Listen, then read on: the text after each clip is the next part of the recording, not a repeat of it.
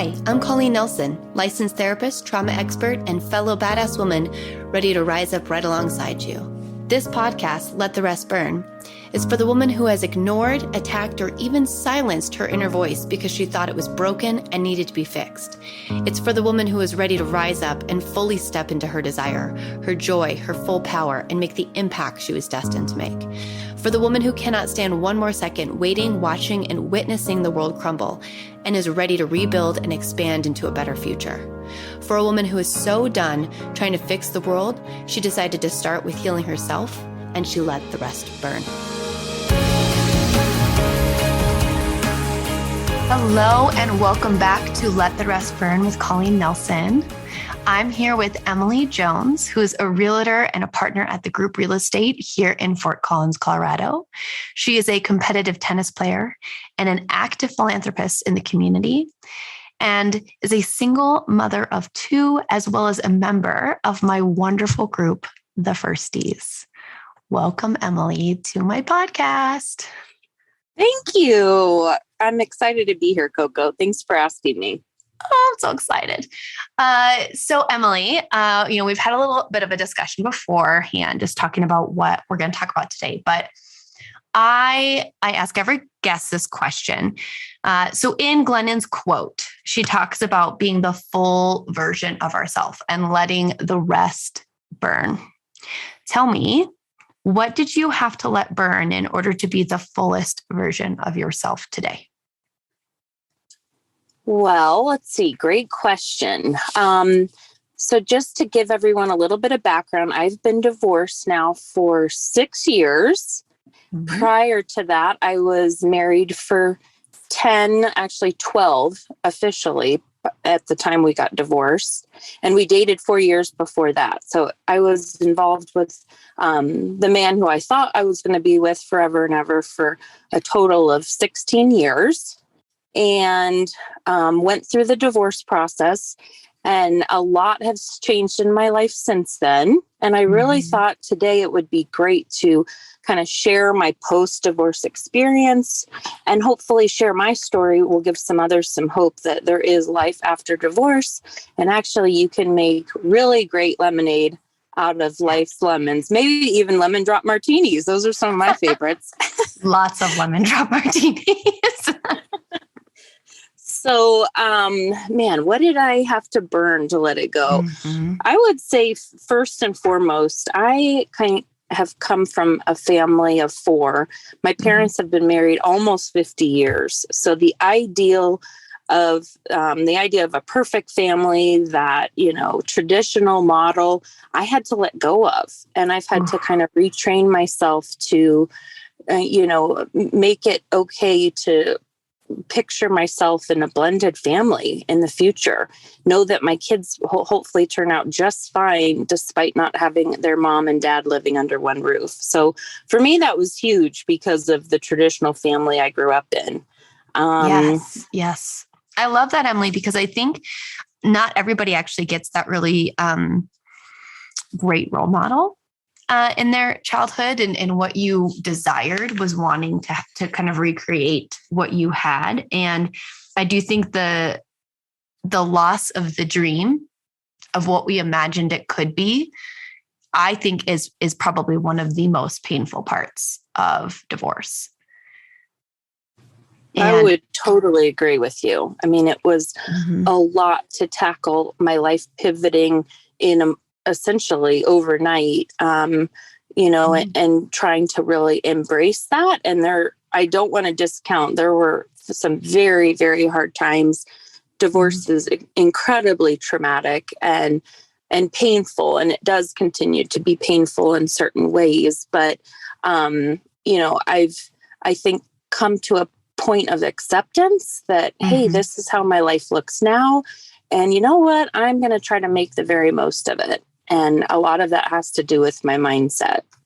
Yes. So what is that mindset, Emily? Like, how you're the furthest one of us firsties out. We'll say that out loud, right? Like you're like I think I was listening to Jen Hatmaker had a podcast about this, and I was listening to it, and she talked about how her friends who have already been through this are like the lantern in the storm. that we're all following. Like, show us the way.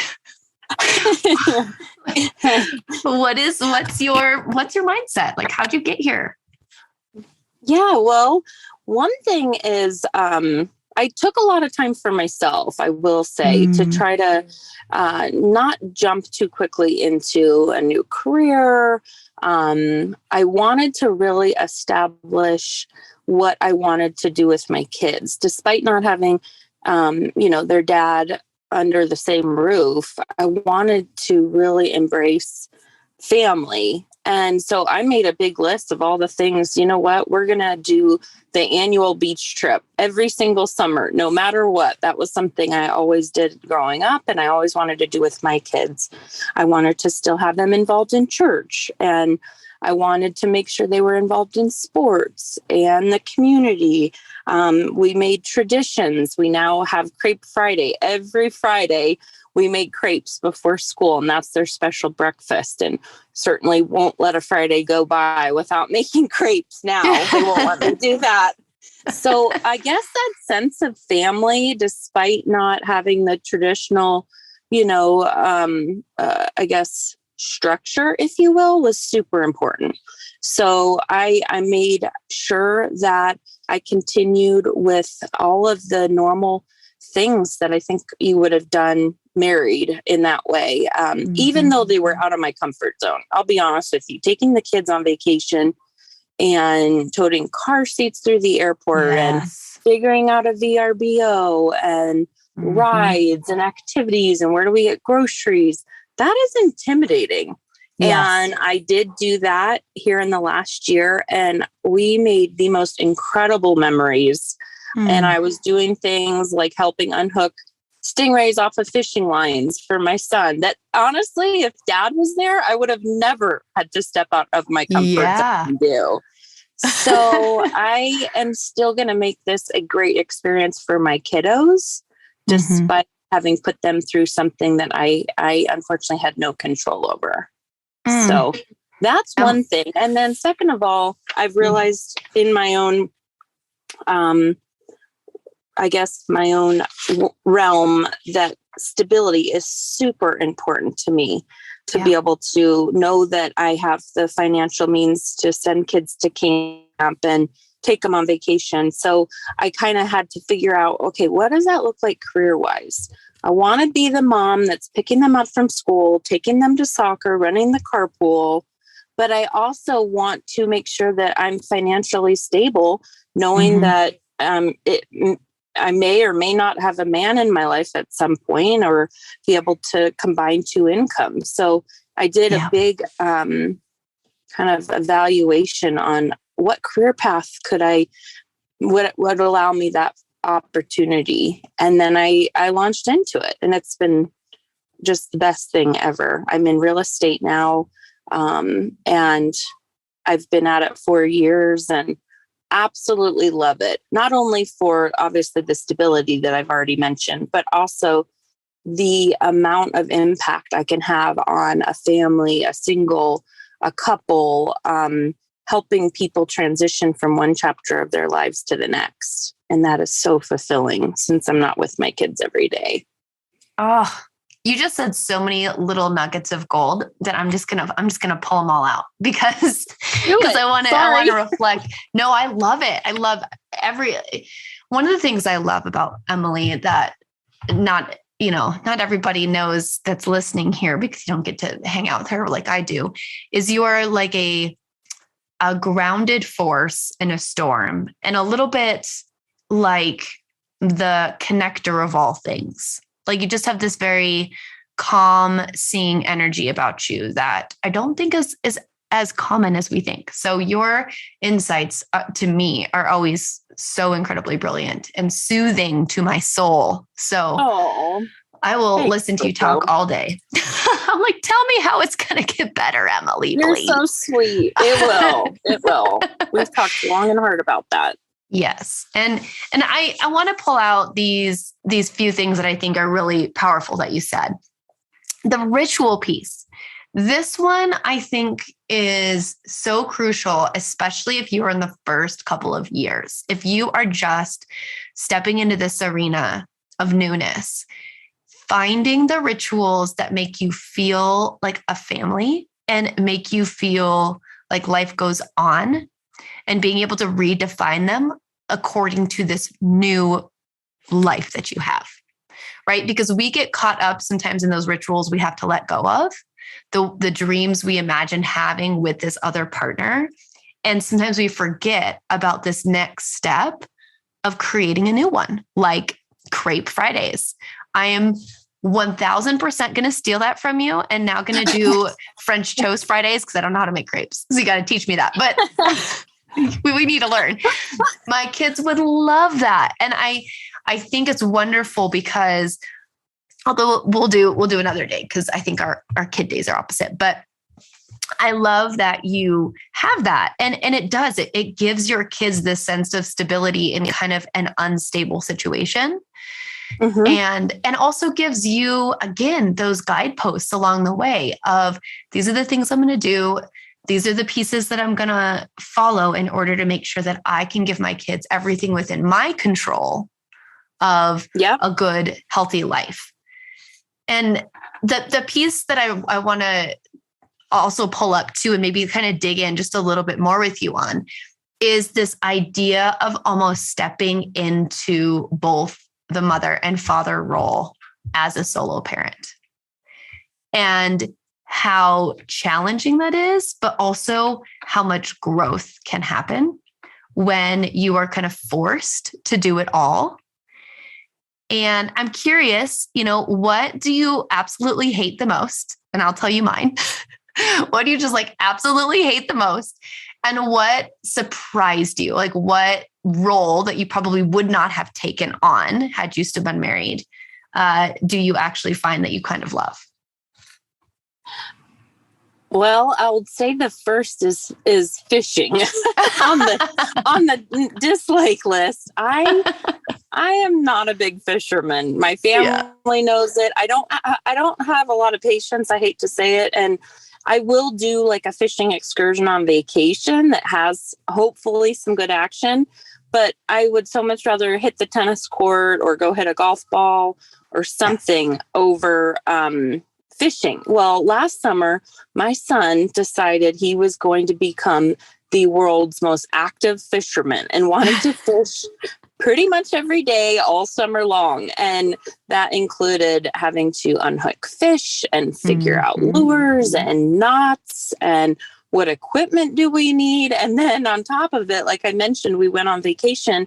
We had to track down a fishing pole. You can do a surf rod, essentially, that you can do right from the beach, and how to go about catching a redfish, and on and on. So it's one of those things that I don't have an interest in, but I see how much joy it brings him. And I'm like, I need to be open to this. My kids have different interests and I want to embrace that. So I think that figuring out what really gets your kids to tick might be very different than what makes you tick.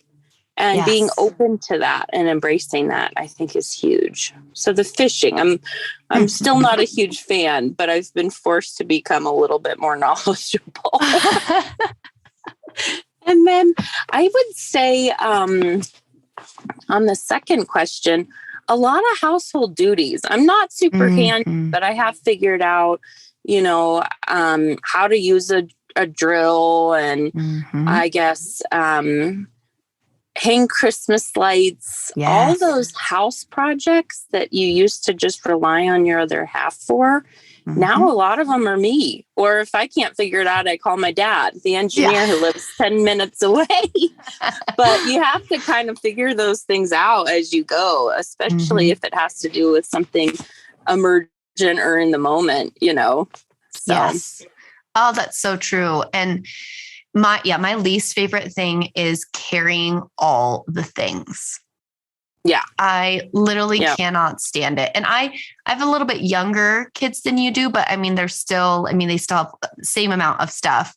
But I remember leaving the soccer field the other day, and literally I had everything in the wagon and I was pulling the wagon, and I think Charlotte was in the wagon. And then I had Waylon, who wanted a piggyback ride on my back.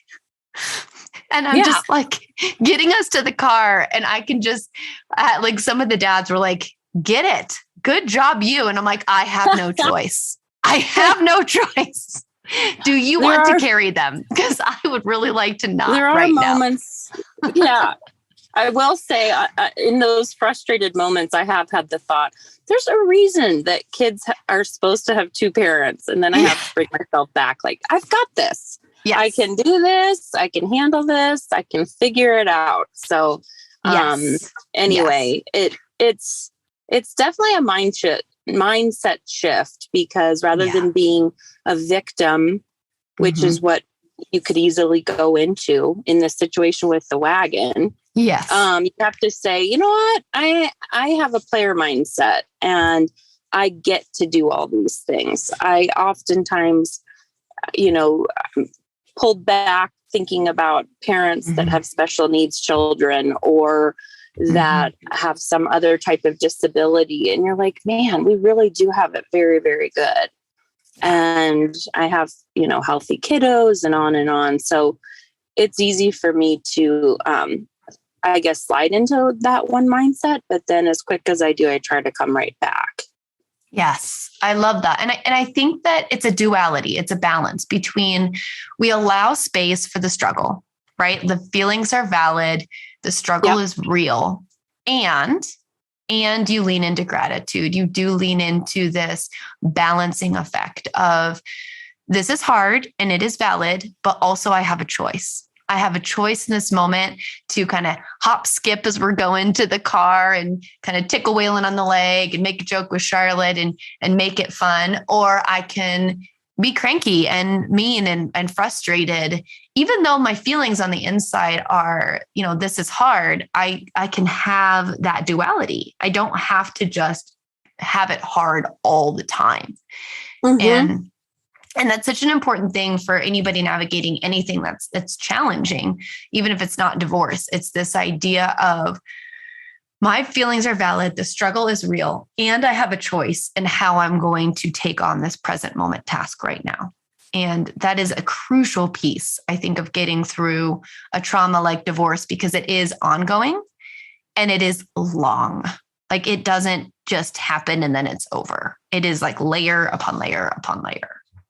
Especially when kids are involved, and knowing that, you will be connected with your ex for your entire life, potentially, with children involved. So, a couple of things you had mentioned too, like what else have I focused on post-divorce? One is just really good mental health. So I think it's super important to find a community that you can relate to, that maybe you're going through similar things. And that's why our First Wives Club is so important, is there are moments that we can laugh. There's moments we can cry, we can relate with one another.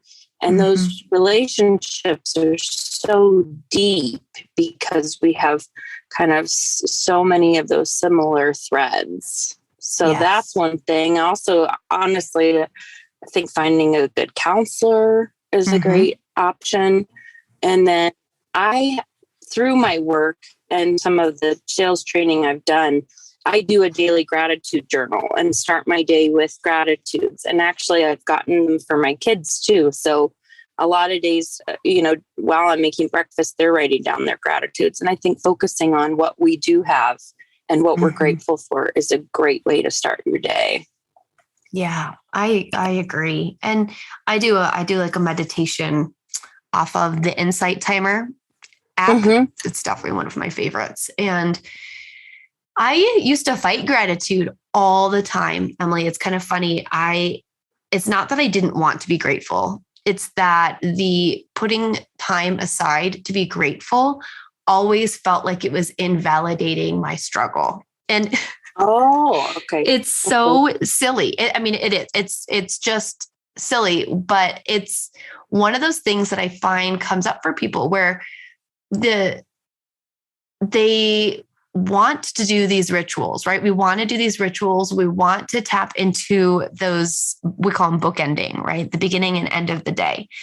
And if you find yourself fighting it, for those listening, because we hear about gratitude all the time, right? Like gratitude journals are so important, and they really are in probably every single spiritual practice across the world. Like it is ingrained in humanity, but we fight it sometimes. And sometimes we fight it because there's either there might be trauma around it, right? Somebody might have forced you to be grateful for something you didn't want to be grateful for, or wasn't actually a good thing in your life.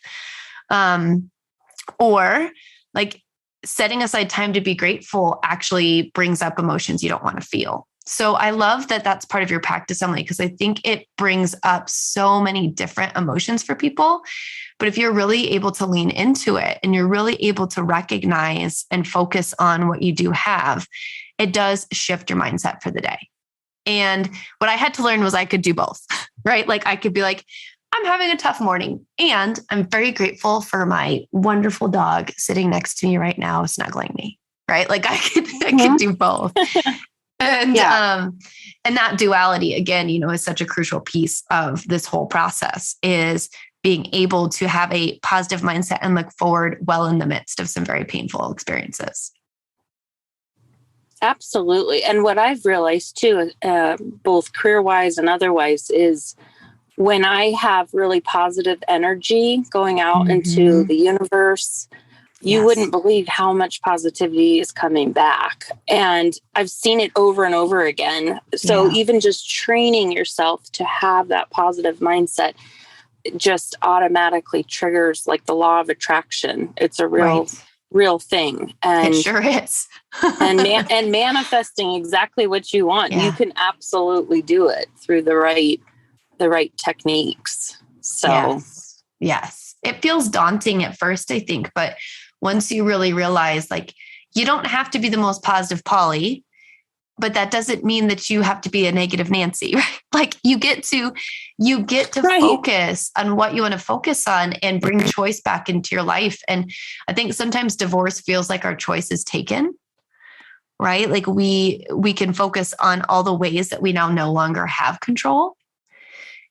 Or we can really look at, again, like, how do I go into the world? How do I bring in things that I want in my life? And, looking at your life, I can see how much you've brought into it with incredible communities and all the connections you have. And I think that's what also brings us all together in community as well, on a smaller format in the firsties, is that we're able to be real with one another, but also really lift up and inspire each other and be able to guide one another out of the storm when things are dark.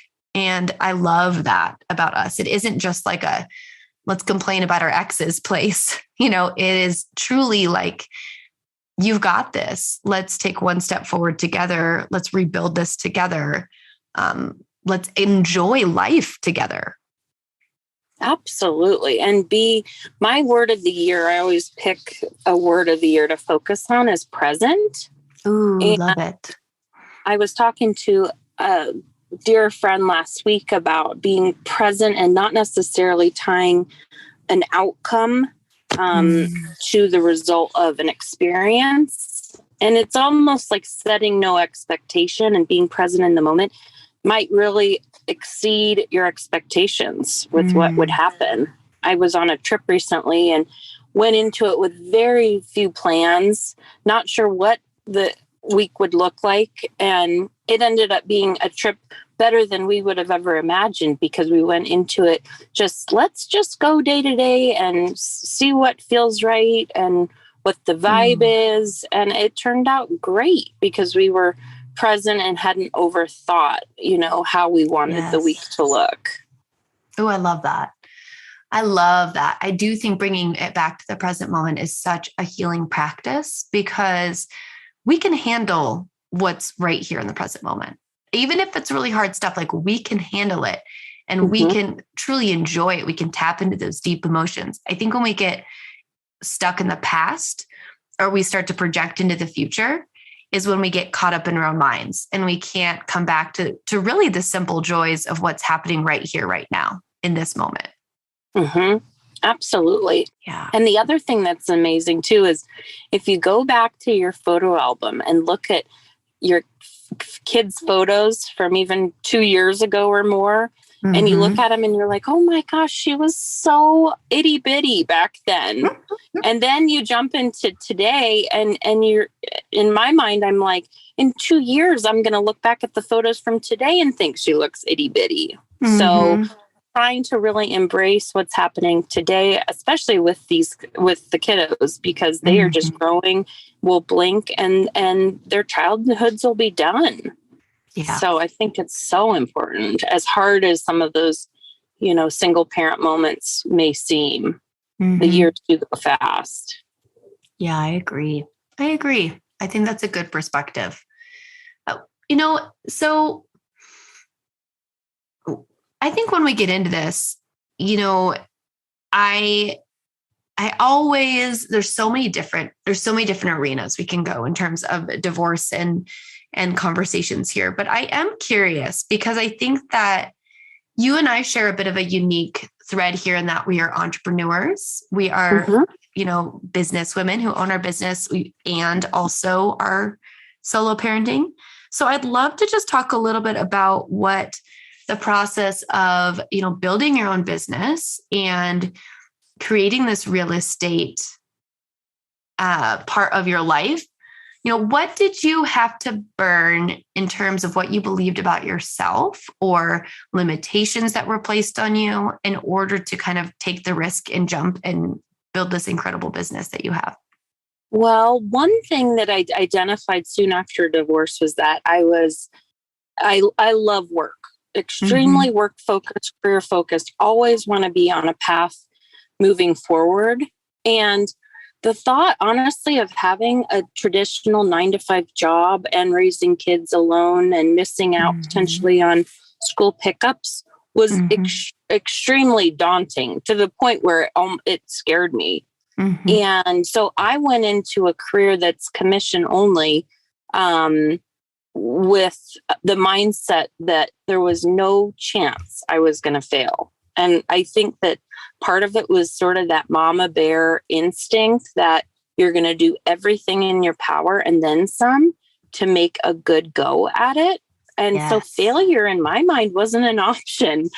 And it took a while to get to the place where I am now. And certainly there's been a lot of stars that have aligned and blessings that have come my way and great mentorship. But I think more than anything, it's having kind of that drive and that work ethic that was all based on knowing that I had to put dinner on the table for my 2 kids indefinitely, and there's just something to be said for that. Like, failure, like I said, is not an option. So I just did everything in my power and then some to get where I am today. And a lot of grit and a lot of crazy hours and a lot of weekends and a lot of babysitters. But now I'm to a place where I'm kind of more at a cruising altitude. I can kind of dictate my own schedule. I'm not really at the whim as much of others' schedules, and it feels really good. And I'm proud of the progress I've made. I've had a lot of help along the way, but I feel like when your passions align with your career, it's a formula for success. And that is exactly kind of where I am today. I absolutely love what I do and don't consider it work at all. So it's easy for me to be willing to spend non-kid hours doing what I love and not taking necessarily perfect care of myself. This is a weekend is a perfect example. I just worked all weekend and then worked all today. Didn't even have a weekend, but right back at it and excited about an opportunity I have with some dear friends. So I don't know. I think if you can figure out what that passion piece is and then intertwine it with a career, it really helps, especially when you're an entrepreneur. Yeah, I love that. And I do think you're speaking to something really important here. And time when you don't have the kids, if you are navigating a divorce with children, right? Time when you don't have the kids is a double-edged sword. There's a piece of it where you get to decompress, you get to see some friends, you get to do some self-care, you get to create space for work. You get to do things that you wouldn't typically get to do with the children full time. And, you miss your kids, right? Like it's both. Mm-hmm. And I love being an entrepreneur because I do fill a lot of my weekends when I don't have kids with work, and with work I love and work that I get excited mm-hmm. about. And it does feel more tangible because I'm able to do that.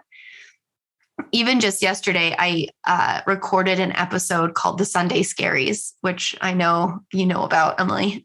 So mm-hmm. that will be coming out because there's these times on the weekends where if we don't support ourselves, plan things in there, take care of our needs, and be very real about what we want and what we need, things can get a little dicey. Right? Like you can hit that point and be like, oh man, I really, really, really miss my kids. And you can be busy and still miss your children. But I think it's really wonderful to have this job and this career that can fill in that space. And then when you have your kids, like you said, you get to just really be there. You get to be there for the school pickups. You get to do all the things with them because your work is more flexible and you mm-hmm. take advantage of the time when you don't have them.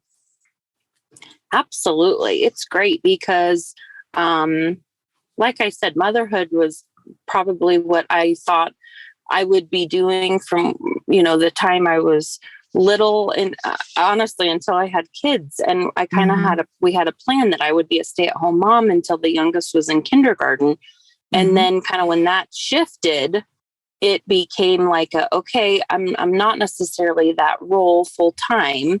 So, how can I make an impact in a positive way? And I actually get a lot of peace knowing that like I am making a positive impact above and beyond just these two little humans that mm-hmm. we're hoping will grow up to be great adults, and I love being able to have an impact in so many other people's lives, both work related, but also nonprofit related. And that's mm-hmm. a huge part of my life too. Yes. Yeah. You are very involved in the community. That is something I am always so impressed with. Emily is such a philanthropist and is constantly telling us about all of the incredible things that she's doing. And I'm curious about what inspired you to really get involved with the community and make this a part of your full self, like how you take up space in the world. What inspired you to do that? Well, my family was always involved with nonprofits from when we were little. I was involved in a charity group starting in the 7th grade with my mom. And I will say working with others who need some help and some support gives you that much more of a appreciation kind of for where you are, and helping somebody, not giving a hand out, but a hand up mm-hmm. is huge. There's a group that I work with specifically that helps single parent families get mm-hmm. on their feet and grow to be financially self-sufficient for their kids. Mm-hmm. And I had a lot of support through my divorce, and no doubt, my situation is not like theirs, but at the same time, I can relate to how stressful it can be going through divorce and having, the carpet pulled up under you, and then having to try to, swim essentially on your own. So I can relate to these families. And at the end of the day, I am so passionate about kids. So I'm almost more proud of the amount of lives we're impacting through the charity by the amount of kids we're touching, because that will ultimately impact future generations. And I love the idea of kind of breaking the cycle and seeing kids do better even than their parents. So that whole idea is what can really enrich and grow a community.